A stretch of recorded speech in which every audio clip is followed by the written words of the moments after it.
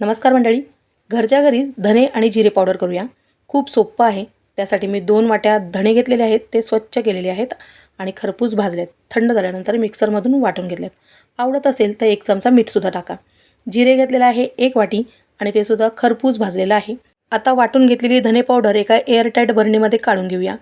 तोपर्यंत जिरे सुद्धा छान भाजून झालेलं आहे आणि ते आता थंड झाल्यानंतर ते सुद्धा मिक्सरमधून छान त्याची पावडर करून घेतली। मी याच्यामध्ये मीठ टाकलेलं नाही दोन्हीमध्ये, पण तुम्हाला आवडत असेल तर नक्की टाका। आता आपली ही धने पावडर आणि जिरे पावडर दोन्ही सुद्धा तयार आहे। आता राजमा किंवा छोले किंवा कोणताही पदार्थ तुम्ही करा, कोणत्याही भाजीमध्ये वरून जर काही जिरे पावडर धने पावडर टाकली तर आपल्या भाजीची चव दुपटीने वाढते आणि घरातच केलेली जिरे पावडर आणि धने पावडर याची चव काहीतरी वेगळीच असते। आता मी खजूरची चटणी केली होती, त्याच्यामध्ये सुद्धा मी ही धने पावडर आणि जिरे पावडर वापरली आहे। बाहेरची चटणी धने पावडर किंवा जिरे पावडर कधीच आणून वापरू नका, कारण त्याचं कारण खूप वाईट आहे।